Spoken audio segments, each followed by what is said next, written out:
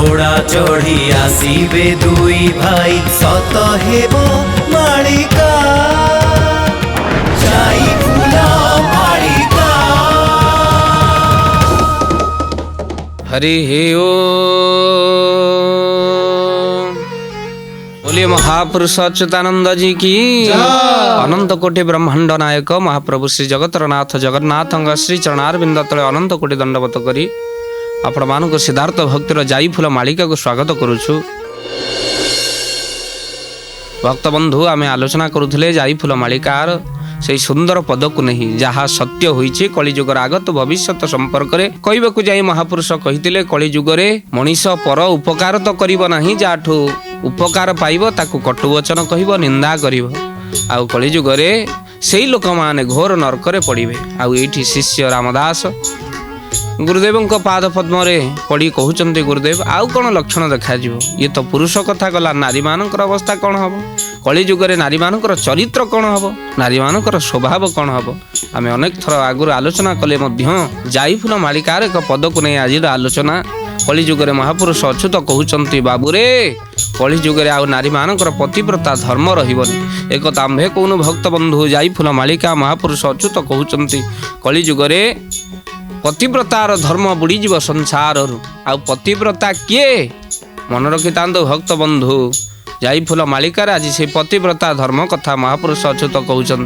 कौन कहले निजे असुस्थ रे थाई निजे असुस्थ रे थाई निजे असुस्थ रे थाई निजे असुस्थ रे थाई पति सेवा जेहु करई जाइलो जाई फूल ताकू पतिव्रता बोली कही ताकू पतिव्रता बोली कही ताकू पतिव्रता बोली कही ताकू पतिव्रता बोली कही। बोलिए महापुरुष अच्युतानंद जी की। महापुरुष अच्युत कहउचंती निजे असुस्थ रे थिबो हेले पति सेवा केबे भूलु नथिबो भक्त बंधु ताकू ही पतिव्रता कहंती निजे दुख को पासरी स्वामीर दुख रे जे दुखी हुए से हूँ नारी पतिव्रता। आउ कलिजुगर महापुरुष कहले पतिव्रता नारी आउ रहिबे नाही पतिव्रता नारी मानकर घोर अभाव हब सावित्री पूजा जे घरे घरे हेब जणे के सती नथिबे आगुरा में आलोचना करिचे भक्त बंधु। आउ आज महापुरुष कहउचंती नारी माने देखंतु केते महान निजे असुस्थ रे थिबे पतिव्रता नारी केते महान किंतु स्वामी सेवा केबे भूलिबे नाही। माँ पुरुष सबु बेले निजे खाइबो नारी तार ऐठा पत्र गुटेइबो पुरुष निजे शोइबो नारी तार कौन करिबो ना बिछଣା बिछेइबो पुरुष लुगा पिंधिबो नारी तार सफा सफी सब करिबो शेष को गोड़ हाथ बिंधा हबो काम करके आसिला बेले नारी तार सेवा करिबो पुरुष घर असना कले नारी घर सफा करिबो ए सुधी सज्जन सेइति पई नारी को श्रेष्ठ बोली कहा जाइछ। आउ सेई होची हिंदू नारी धन्य जी ब्रह्म को मध्य 10 मास गर्भरे धरी पारे से होचंती कौशल्या से होचंती देवकी जी ब्रह्म को अवतीर्ण करि पारे साक्षात ब्रह्म को जी अवतीर्ण करि पारे से होचंती धन्य कलिजुगरे से होची पतिव्रता नारी जहाँ को द्वारा ब्रह्म ए संसार को आसंती हिंदू नारी धन्य। से दिन गौरी कुमार ब्रह्मा जेतबळे थाईलैंड जाइथिले गौरी कुमार ब्रह्मा सेतबळे देखिले गोटे सहर से बोली गोटे ग्राम भितर प्रवेश कले सेठी कौन होइछि ना गोटे मशाणी दे जीवा बाटरे गोटे स्त्रीटीए तार स्वामीर समाधि को कौन करुछि ना बिंछणारे बिंचुछि समाधि को जतबळे बिंछणारे बिंचुछि गौरी कुमार ब्रह्मा पादरु चप्पल ओल्हेई देले आ पादरु चप्पल ओल्हेई देई तांकर हाथ आपे आपे जोड़ी हो गला कहले धन्य ये पतिव्रता नारी स्वामी मरीगला परे मध्य से कौन करुचे ना ता स्वामीर समाधि को भी बिंची चलुच किंतु आम भारत रे आम ओडिशा रे ये स्वामी को गरम लगिले बिंचवा तो दूरर कथा से कह तमें मते बिंचु न मते कौन गरम होनी कि हे सुधी सज्जन किंतु एठी देखंतु केते बड़ पतिव्रता नारी स्वामी मला परे ता समाधि को भी बिंचणारे बिंचुचंती ହାତ ଯୋଡ଼ି ହୋଇଗଲା ଗୌରୀ କୁମାର ବ୍ରହ୍ମାଙ୍କର ପାଦରୁ ଚପଲ ଓହ୍ଲେଇ ଦେଲେ ପ୍ରଣାମ କରିବା ପାଇଁ। ଆଉ ଏଇ ସମୟ ଭିତରେ ସେଇ ଅଞ୍ଚଳର ପରମ୍ପରା ସମ୍ପର୍କ ଜାଣିଥିବା ଗୋଟିଏ ଲୋକ ଆଜ୍ଞା କହିଲେ ଆଜ୍ଞା ଆପଣ ହାତ ଯୋଡ଼ୁଛନ୍ତି ନମସ୍କାର କରୁଛନ୍ତି କ'ଣ ପାଇଁ? ନା ସେଇ ଯେଉଁ ପତିବ୍ରତା ନାରୀକୁ ମୁଁ ନମସ୍କାର କରୁଛି। ନା କ'ଣ ପାଇଁ? ନା ସେ ପତିବ୍ରତା ନାରୀକୁ ମାନିବାକୁ ପଡ଼ିବ। ଆମର ସେପଟେ ତ କେହି ସ୍ୱାମୀର ସମାଧିକୁ ବିଞ୍ଚଣାରେ ବିଞ୍ଚନ୍ତି ନାହିଁ। ଏମିତି ସ୍ୱାମୀ ଜୀବିତ ଥିଲାବେଳେ ଗରମ ଲାଗିଲେ ତ ବିଞ୍ଚୁନାହାନ୍ତି, ଇଏ ତ ସମାଧିକୁ ବିଞ୍ଚିବେ। କିନ୍ତୁ ଏଠିକାର ନାରୀ କେତେ ପତିବ୍ରତା, ସେଇଥିପାଇଁ ମୁଁ ଚପଲ ଖୋଲି ହାତ ଯୋଡ଼ିଛି। ସିଏ ହସିଲେ, କହିଲେ ନାହିଁ ଆଜ୍ଞା ଇଏ ପତିବ୍ରତା ନାରୀ ନୁହଁ। ନା ଆଉ ନା ଏଠିର ପରମ୍ପରା ହେଉଛି ଗୋଟେ ସ୍ୱାମୀ ଯଦି ମରିଗଲା ତା ସ୍ୱାମୀର ସମାଧି ନ ଶୁଖିବା ପର୍ଯ୍ୟନ୍ତ ସିଏ ଆଉ ଦ୍ୱିତୀୟ ବିବାହ କରିବ ନାହିଁ। ତେଣୁ କ୍ଲାଇମେଟ୍ ଟିକେ ଥଣ୍ଡା ଥିବା ହେତୁ ଖରା ପଡ଼ୁନାହିଁ, ସେ ସମାଧି ଶୁଖିବାକୁ ମାସେ ଲାଗିଯିବ। ତେଣୁ ଇଏ ବିଞ୍ଚଣା ଧରିକି ତାକୁ ବୁଲେଇକି ଶୁକଉଛି। ଶୀଘ୍ର ଇଏ ସମାଧି ଶୁଖିଲେ ସିଏ ଦ୍ୱିତୀୟ ସିଟିଂ କେମିତି ହେବ, ଦ୍ୱିତୀୟ ସେଟିଂ କେମିତି ହେବ, ଆଉ ଅନ୍ୟତ୍ର ବିବାହ କରିବ। ସେଇଥିପାଇଁ ଇଏ ବିଞ୍ଚଣା ଧରି ତାକୁ ବୁଲଉଛି। ଗୌରୀ କୁମାର ବ୍ରହ୍ମା ଆଶ୍ଚର୍ଯ୍ୟ ହୋଇଗଲେ, କହିଲେ ଆଉ ବିଞ୍ଚଣା ଧରି କାହିଁ ବୁଲଉଛି, ପୁଳାଏ ନଡ଼ା ଜାଳି ଦେଉନେଇ ତା ଉପରେ। କହିବାର ତାତ୍ପର୍ଯ୍ୟ ଭକ୍ତ ବନ୍ଧୁ କାହିଁକି ଏ କଥା କହୁଛି, କଳିଯୁଗ ଉପରେ ପତିବ୍ରତା ନାରୀ ଏ ବାଟି ହେଉଛି ଧନ୍ୟ, ଭାରତ ଭାବରେ ରତ। ଏଠି ସ୍ୱାମୀର ପାଦ ପଦ୍ମଙ୍କୁ ପୂଜା। ମା ଜାନକୀ ଯେତେବେଳେ ଶୁଣିଲେ ପ୍ରଭୁ ରଘୁନାଥଙ୍କର ବନଯାତ୍ରା ହେଇଛି, ସେତେବେଳେ ଆଖିରୁ ଧାର ଧାର ଲୁହ ଗଡ଼ି ପଡ଼ିଲା। ହେଲେ ରାମଚନ୍ଦ୍ର କହିଲେ ମୋ ସହିତ ମୁଁ ତୁମକୁ ନେଇପାରିବି ନାହିଁ। ମା ଜାନକୀ ସେଇଠି ମୂର୍ଚ୍ଛା ଗଲେ। ଜାନକୀ ଉଠିଲା ପରେ ରାମଚନ୍ଦ୍ର ବୁଝେଇବାକୁ ଲାଗିଲେ, କହିଲେ ଜାନକୀ ତୁମ ବାପା ତୁମକୁ ବନକୁ ପଠେଇ ନଥିଲେ, କିନ୍ତୁ ମୋ ବାପା ସତ୍ୟ ରକ୍ଷା କରି ମୋତେ ବନକୁ ଯିବାକୁ ପଡ଼ିବ। ଅଯୋଧ୍ୟାର ରାଜ ସିଂହାସନ ତୁମକୁ ଲାଗିଲା, ଅଯୋଧ୍ୟାରେ ତୁମେ ରହିବ। ତୁମେ ପରା ରାଣୀ, ବନରେ ଯାଇ କ'ଣ ରହିପାରିବ? ଜନକପୁରର ରାଜନନ୍ଦିନୀ ତୁମେ ଏଇଠି ରୁହ, ଶାଶୁ ଶ୍ୱଶୁରଙ୍କର ସେବା କରିବ।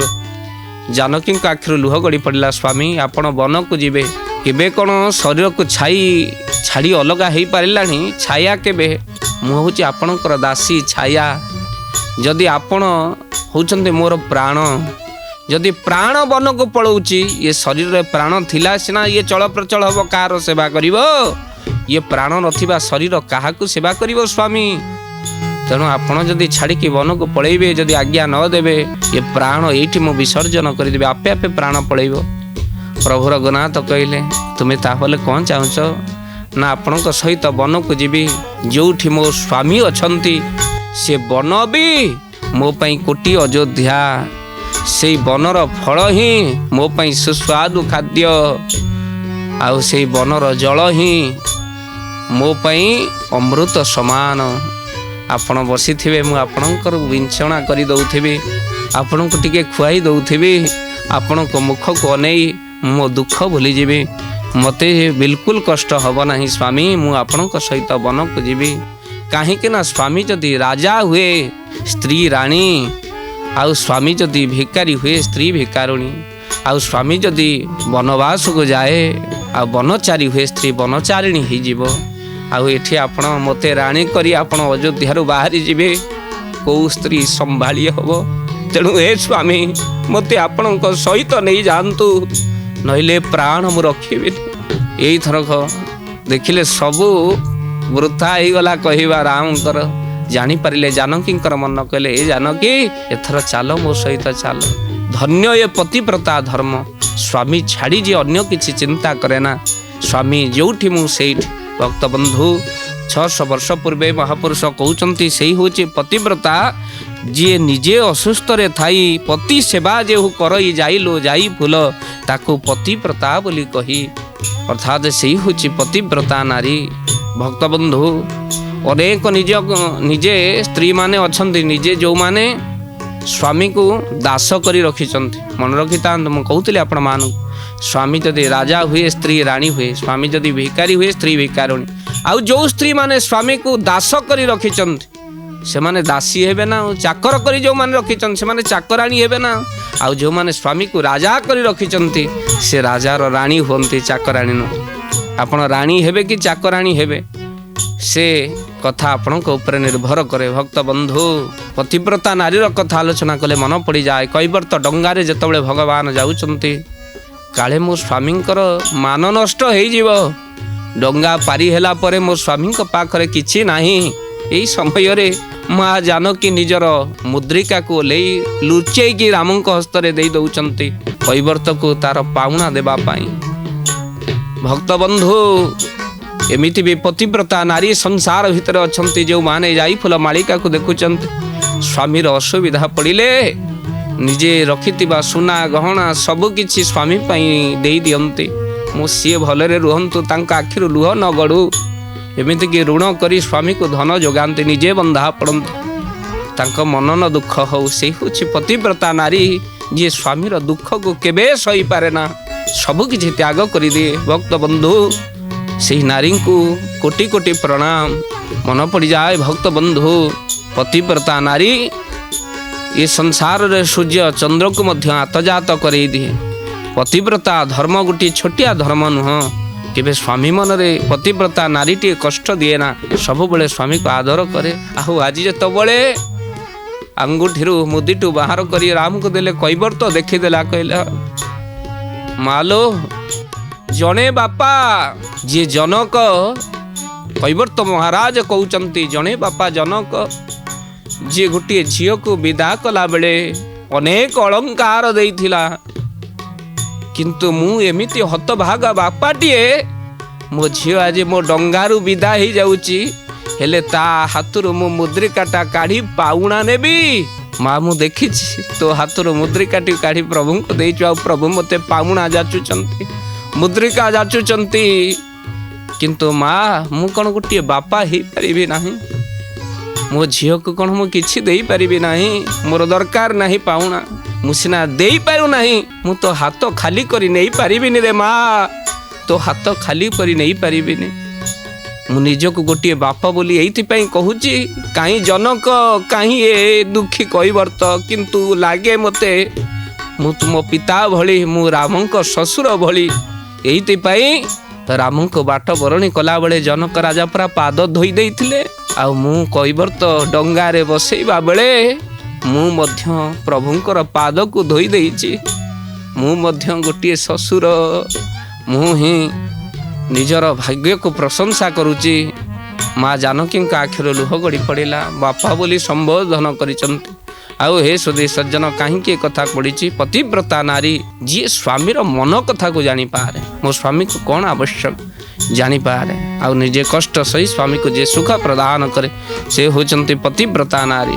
ଭକ୍ତବନ୍ଧୁ, ଆଜି ଆପଣମାନେ ବିଚାର କରିବେ, ସେଦିନ ଅହଲ୍ୟା ସ୍ୱାମୀକୁ ଜାଣିପାରି ନଥିଲେ, ଚନ୍ଦ୍ର ଘୋଡ଼େଇ ଦେଇଛନ୍ତି ଆକାଶକୁ, ରାତ୍ରି ଅଧ ହେଇଗଲା। ଯେତେବେଳେ ଚନ୍ଦ୍ର ପଳେଇ ଯାଇଛନ୍ତି ଘୋଡ଼େଇ ଦେଲା ପରେ ଗୌତମ ଋଷି ଉଠି ପଡ଼ିଲେ, କୁକୁଡ଼ା ବୋବେଇବାକୁ ଲାଗିଲା। ଆଉ ଏଇଠି ଇନ୍ଦ୍ର ପତିବ୍ରତା ଧର୍ମକୁ ନଷ୍ଟ କରିବା ପାଇଁ ଗୌତମ ଋଷିଙ୍କର ଆଶ୍ରମରେ ପହଞ୍ଚି ଯାଇଛନ୍ତି। ଆଉ ଗୌତମ ଯେତେବେଳେ ଗଙ୍ଗା ସ୍ନାନ କରିବାକୁ ଯାଇଛନ୍ତି, ଆଉ ଦେଖିଲେ ଗଙ୍ଗା ଶୟନ ଅବସ୍ଥାରେ, ଆଶ୍ଚର୍ଯ୍ୟ ହେଇଗଲେ। ଆଉ ଏଇଠି ଚନ୍ଦ୍ର ଯେଉଁ ଢାଙ୍କି ଦେଇଥିଲେ ମେଘ, ଆରେ ହେଇ ଚନ୍ଦ୍ର ତ ଯାଇନାହାନ୍ତି ଏପର୍ଯ୍ୟନ୍ତ। ଆଶ୍ରମ ଫେରି ଆସିଲା ବେଳକୁ ଇନ୍ଦ୍ରଙ୍କୁ ଦେଖିଲେ, ଅଭିଶାପ ଦେଲେ ଅହଲ୍ୟାଙ୍କୁ, ଯିଏ ନିଜ ସ୍ୱାମୀକୁ ଜାଣିପାରେ ନା, ସିଏ ପଥର ହେଇଯିବା ଦରକାର। ପଥର ଭଳି ତୁମର ହୃଦୟ, ପଥର ହେଇଯାଅ। ପଥର ହେଇ ପଡ଼ିଗଲେ ଅହଲ୍ୟା। ହେ ସୁଧୀ ସଜ୍ଜନ, ପ୍ରଭୁ ରଘୁନାଥ ଗଲେ ବିଶ୍ୱାମିତ୍ରଙ୍କୁ ପଚାରିଲେ, କହିଲେ କିଏ? ନା ଗୌତମ ନାରୀ ସାପ ବସ ଉପଲ ଦେହ ଧରି ଧୀର। ଇଏ ଗୌତମଙ୍କ ନାରୀ, ଟିକେ ଚରଣ ସ୍ପର୍ଶ କରିଦିଅ, ଇଏ ଉଦ୍ଧାର ହେଇଯାଆନ୍ତୁ। ପ୍ରଭୁ ରଘୁନାଥ ଚରଣ ସ୍ପର୍ଶ କରିଦେଲେ। ଭକ୍ତବନ୍ଧୁ, ଆଉ ଅହଲ୍ୟା ଯେତେବେଳେ ଉଦ୍ଧାର ହେଇଗଲେ, ସେତେବେଳେ ଗୌତମଙ୍କ ପାଖରେ ନେଇ ଛାଡ଼ିଲେ। ଗୌତମ କହିଲେ, ମୋର ଆକୁ ନେବାର ନାହିଁ, ଇଏ ପଥର ଭଳି ଆଚରଣ କରିଛି, ସ୍ୱାମୀକୁ ଜାଣିପାରିନି। ବିଶ୍ୱାମିତ୍ର ବୁଝେଇଲେ, କାହିଁକି ନା ଲକ୍ଷ୍ମଣ କହିଲେ, ଭାଇ ଇଏ ତାଙ୍କ ସ୍ୱାମୀ କ'ଣ ନେଉନାହାନ୍ତି? ଆମେ ବନ ଭିତରେ ଆକୁ, ଆମେ ତ ଜନକପୁରକୁ ଯାଉଛୁ, ଇଏ ନାରୀଟାକୁ ସାଙ୍ଗରେ କୁଆଡ଼େ ନେବା? ନା ର ଦେଇକି ଯିବା, ତାଙ୍କ ସ୍ୱାମୀ ଯିବା।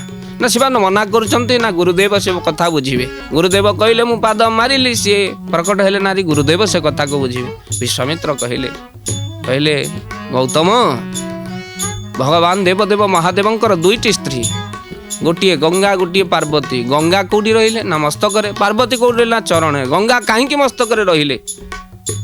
ଗୌତମ କହିଲେ ଭଗବାନ ବିଷ୍ଣୁଙ୍କର ପାଦରୁ ଯେହେତୁ ଉତ୍ପନ୍ନ ହୋଇଛନ୍ତି, ଶିବ ବିଷ୍ଣୁଙ୍କ ପ୍ରିୟ, ତେଣୁ ଭଗବାନଙ୍କର ପାଦରୁ ଯିଏ ଉତ୍ପନ୍ନ ହେଇଛନ୍ତି ତାଙ୍କୁ ତ ମସ୍ତକରେ ରଖିବା କଥା। ସେଇଥିପାଇଁ ଗଙ୍ଗାକୁ ମସ୍ତକରେ ଧାରଣ କରିଛନ୍ତି, ଗଙ୍ଗାଧର ହେଇଛନ୍ତି ମହାଦେବ। ଆଉ ଏଇଠି ଗୌତମ କହୁଛନ୍ତି ପ୍ରଭୁଙ୍କ ପାଦରୁ ଯାହା ବାହାରେ ତା ପ୍ରସାଦ ହେଇଯାଏ। ଆଉ ଶିବ ସେଇ ଗଙ୍ଗା ରୂପେ ପ୍ରସାଦକୁ ମସ୍ତକରେ ଧାରଣ କରିଛନ୍ତି, ମସ୍ତକରେ ବୋଳିଛନ୍ତି।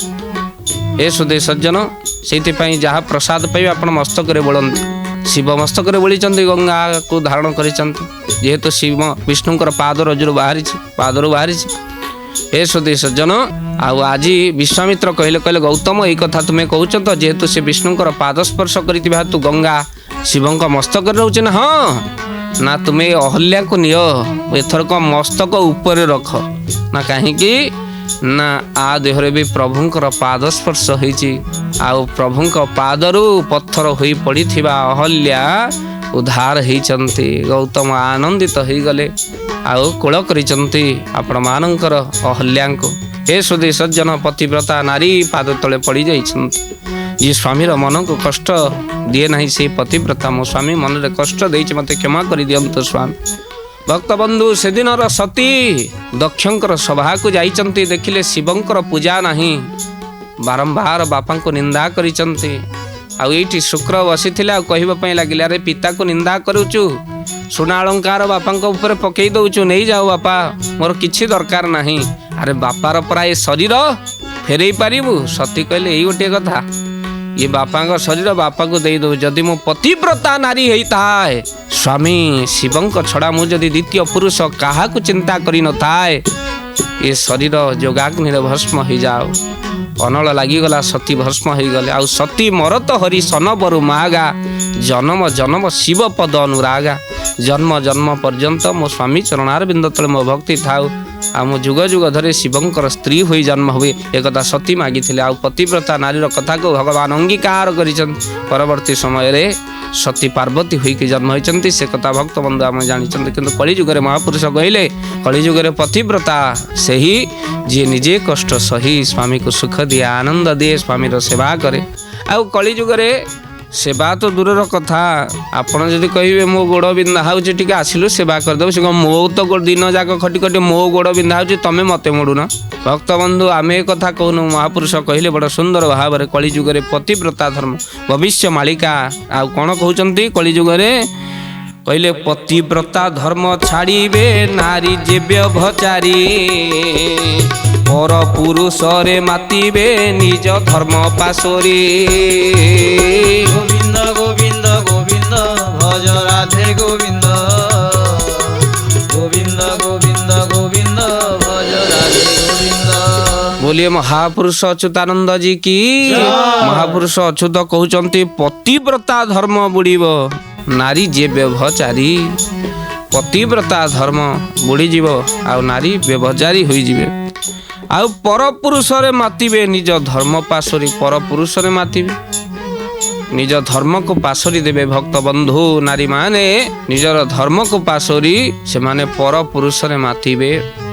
भक्त बंधु एक कथा आम्भे कहूनु, महापुरुष अच्युत कहिले एमिति समय आसीजिव जो समय भितर नारी माने निज स्वामी को छाड़ी परपुरुष रे रति हेबे।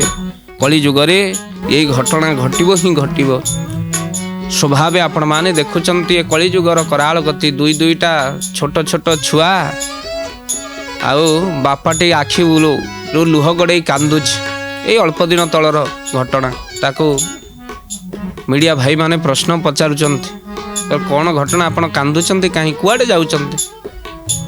सेतबेले से कहवाक लगुच दी दीटा छुआ मो स्त्री मते छाड़ी के पलि जाइछि। आ कली जुगरे आपण माने विचार करिवे, गोटे लोक चारिआडे फोटो देखे स्त्री रो खोजुछ, आंको देखिचंती गोटे छुआ को काखरे काखेइछि, स्वामीटी बुलुची चारिआडे छोट छुआ को ता माँ दवा पाई। आ माँ कुआडे जाइछि पचारला बेलको ता माँ पर पुरुष सांगरे पलि जाइछि निज स्वामी आ छोटिया पुओटा को छाड़ी। बिचरा छोट छुआटी कौन करिब, माँ को खोजुछि। आ से कौन जानिछि ता माँटी आज कामांध होई जाइछि बोली, ता माँटी आज व्यभचारिणी हो जाइछि बोली। आज छोट छुआटी बापार काखरे थाई कहूची, पचारुची विकल होई कांदी कहूची, मो माँ कहीं, मो माँ कहीं। आउ यही उत्तर बापा रखी पारुनी जे तो माँ ଗୋଟିଏ ପର ପୁରୁଷ ସାଙ୍ଗରେ ପଳେଇ ଯାଇଛି। ମୋର ଆବଶ୍ୟକତା ତ ମାର ଆଉ ନାହିଁ, କ'ଣ କହି ବୁଝେଇବ? ଆଉ ମହାପୁରୁଷ ଅଚ୍ୟୁତ ସେଇ କଥାକୁ କହୁଛନ୍ତି ଯେ କଳି ଯୁଗରେ ଏଇଭଳି ନାରୀମାନଙ୍କର ସୃଷ୍ଟି ହବ। ପତିବ୍ରତା ଧର୍ମ ଛାଡ଼ିବେ। ମହାପୁରୁଷ ମାଳିକାରେ କହିଲେ ଭକ୍ତ ବନ୍ଧୁ, ନାରୀ ଯେ ବ୍ୟବଚାରୀ ଆଉ ପର ପୁରୁଷରେ ମାତିବେ ନିଜ ଧର୍ମ ପାଶୋରି। ନିଜ ପତିବ୍ରତା ଧର୍ମକୁ ପାଶୋରି ଦେଇ ସେମାନେ ପର ପୁରୁଷରେ ମାତିବେ। ଭକ୍ତ ବନ୍ଧୁ, ଏ କଥା କଟୁ ହେଇପାରେ କିନ୍ତୁ ଅକାଟ୍ୟ ସତ୍ୟ। ଏବେ ଯେଉଁ ସମୟ ହେଲାଣି ତାହା ସତ୍ୟ। ଆମେ ଗୋଟିଏ ଭଲ ମା ହବା, ଭଲ ସ୍ତ୍ରୀ ହବା, ଆଠୁ ଭଲ ପରିବାର ଗଢ଼ିବା, ଆଠୁ ଆନନ୍ଦ କ'ଣ ହେଇପାରେ ଭକ୍ତ ବନ୍ଧୁ? ଆଉ କଳି ଯୁଗରେ ଏଇଭଳି ଘର ସଂସାର ପରିବାର ସବୁ ଭାଙ୍ଗିଯିବ। ନାରୀମାନେ କାମାନ୍ଧ ହୋଇଯିବେ, ପରପୁରୁଷରେ ରତି କରିବେ। ହେ ସୁଧୀ ସଜ୍ଜନ, ଯେଉଁଭଳି ଭାବରେ ନାରୀମାନଙ୍କର ଏଇଭଳି ଅବସ୍ଥା, କିନ୍ତୁ ସବୁ ତ ନାରୀ ସେଇଭଳି ନୁହେଁ ନା। ଏବେ ବି ପତିବ୍ରତା ନାରୀ ଅଛନ୍ତି। ଆଉ ଯେଉଁ ପତିବ୍ରତା ନାରୀ ନିଜେ ଦୁଃଖ କଷ୍ଟରେ ସହି ନିଜ ସ୍ୱାମୀକୁ ସବୁବେଳେ ଆନନ୍ଦ ଦିଏ। ଆଉ ଏବେ ବି ପତିବ୍ରତା ନାରୀ ଅଛନ୍ତି ଯେ ସ୍ୱାମୀ ଆଖିର ଲୁହକୁ କେବେ ସହିପାରେ ନା। ନିଜେ ଅନେକ ମାଡ଼ ଖାଏ, ଗାଳି ଖାଏ, ହେଲେ ସ୍ୱାମୀର ନିନ୍ଦା କେବେ କରେ ନା। ଆଉ ସେଇଭଳି ନାରୀଙ୍କୁ ଅନନ୍ତ କୋଟି ପ୍ରଣାମ କରିବା। ହେ ସୁଧୀ ସଜ୍ଜନ, ଯେତେବେଳେ କାମାନ୍ଧ ହୋଇଯାଇଥିବା ପୁରୁଷ, ସ୍ୱାମୀର ଇଚ୍ଛା ହୋଇଛି, ଲକ୍ଷ୍ୟ ହୀରା ପ୍ରସଙ୍ଗରେ ଆପଣ ଜାଣିଛନ୍ତି, କାମାନ୍ଧ ହୋଇଯାଇଥିବା ସ୍ୱାମୀ ବେଶ୍ୟାଙ୍କ ପ୍ରତି ଇଚ୍ଛା କରିଛନ୍ତି। ଆଉ ଏଇଠି କାନ୍ଧରେ ପକେଇ ଦେଇ ସ୍ୱାମୀଙ୍କୁ ବେଶ୍ୟାଙ୍କ ପାଖକୁ ନେଇଯାଇଛନ୍ତି ସ୍ତ୍ରୀ। ମୋ ସ୍ୱାମୀର ଇଚ୍ଛା। ହେ ସୁଧୀ ସଜ୍ଜନ, ଏଭଳିକୁ ପତିବ୍ରତା ନାରୀ ବୋଲି କୁହାଯାଏ, ଯିଏ ସ୍ୱାମୀର ସବୁବେଳେ ମଙ୍ଗଳ ଚିନ୍ତା କରେ ଆଉ ସ୍ୱାମୀ ମନରେ କେବେ ବି କଷ୍ଟ ଦିଏ ନା। ତେଣୁ ମହାପୁରୁଷ କହୁଛନ୍ତି ଏ କଳି ଯୁଗରେ ପତିବ୍ରତା ନାରୀ ଆଉ ରହିବନି, ସଂସାରେ ନ ରହିବ ପତି ଯେ ବ୍ରତା। ଆଉ କ'ଣ କହିଛନ୍ତି? ବଡ଼ ସୁନ୍ଦର ପଦରେ କହୁଛନ୍ତି। କ'ଣ କହିଲେ? ସଂସାରେ ନ ରହିବ କେହି ପତିବ୍ରତା ଯେ ସ୍ତ୍ରୀ ହୋଇ। ରାଧେ ଗୋବିନ୍ଦ ଗୋବିନ୍ଦ ଗୋବିନ୍ଦ ପଦୁଙ୍ଗଳୁଛି ମକରନ୍ଦ। बोलिए महापुरुष अच्युतानंद जी की जय। संसारे न रहिबे केही पतिव्रतार स्त्री होई, पतिव्रता स्त्री होई। महापुरुष कहते आगत भविष्यतर कथा, संसारे न रहिबे केही पतिव्रता स्त्री होई।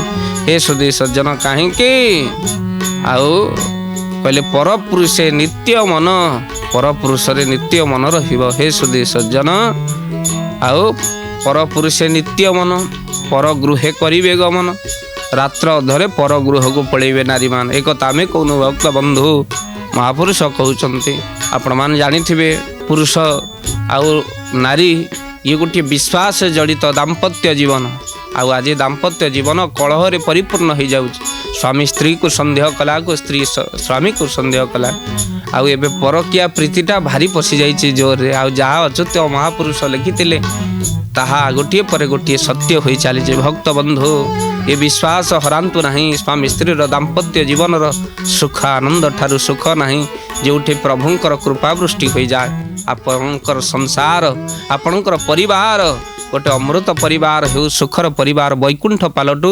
आम जाईफुल मालिका कार्यक्रम उद्देश्य महापुरुषंकर कथा कही आपण मानक भय जागृत करवा, ये आमर उद्देश्य नुहे। आपण संसार मंदिर पालटू। भक्त बंधु, आज समय हो जाइए आपण मानक पाखर विदाय नेबार, आपण दाम्पत्य जीवन सुख कामना करी आज वाणी को विश्राम दबा। समस्त आनंदर सहित दुबार नाम नवा, वाणी को विश्राम दबा। ओम कृष्ण मधुसूदन वासुदेव जनार्दन, ओम कृष्ण मधुसूदन वासुदेव जनार्दन, ओम कृष्ण मधुसूदन वासुदेव जनार्दन, ओम कृष्ण मधुसूदन वासुदेव जनार्दन, ओम कृष्ण मधुसूदन वासुदेव जनार्दन, ओम कृष्ण मधुसूदन वासुदेव जनार्दन, ओम कृष्ण मधुसूदन वासुदेव जनार्दन, ओम कृष्ण मधुसूदन वासुदेव जनार्दन। बोलिए महापुरुष अच्युतानंद जी की जय।